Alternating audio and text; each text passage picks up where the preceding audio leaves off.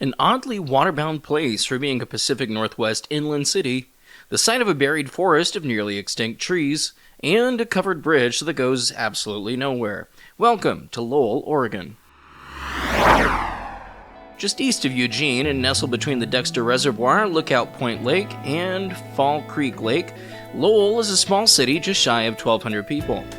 Geologists say that this area was shaped by an ancient landslide that was in the southwest side of Disappointment Butte.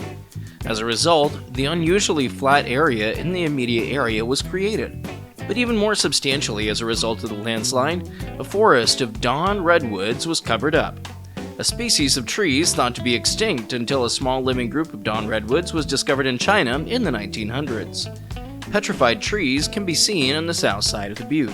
Not much would change here until 1874, when Amos Damon Highland moved his large family of 14 children to settle along the Middle Fork Willamette River. He operated a ferry service across the river here and is widely credited to be the founder of Lowell, eventually owning several thousand acres in the region. In 1880, a post office opened here under the name of Cannon, Oregon. However, mail kept getting sent to the wrong place, being sent either to Cannon Beach or Canyon City. So, to make things less confusing, the town was renamed Lowell. However, the origin of the name Lowell is debated. The most common theory is that it was named after Lowell, Maine, which was supposedly Highland's hometown.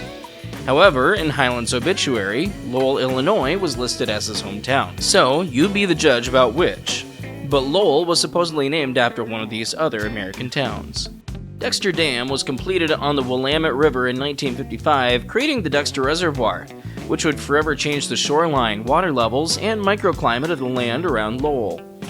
The Lookout Point Dam and Fall Creek Dam, also in the immediate area, created the other surrounding reservoirs. In the process, much of the land that had been here was flooded, covering entire homesteads, roads, and farmland.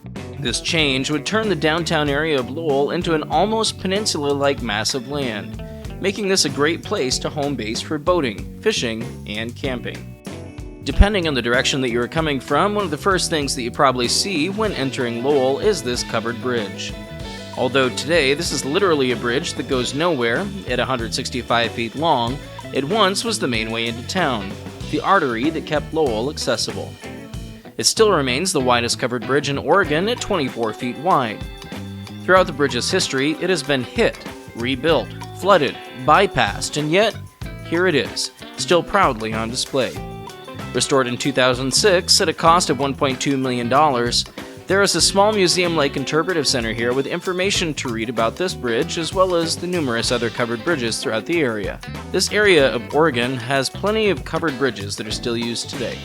Downtown, Rolling Rock Park takes up a good chunk of the open public space here, with an outdoor performance venue and multiple pieces of historical heavy equipment from the local industries that built this area, including logging and the railroad.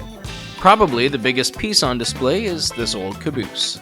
Lowell will never be a tourist destination, but it is the kind of place that combines quiet beauty with a tight-knit local community. It's the kind of place that forces you to slow down and take a breath of fresh Oregon air when you arrive here. We'll see you next time somewhere else down the road.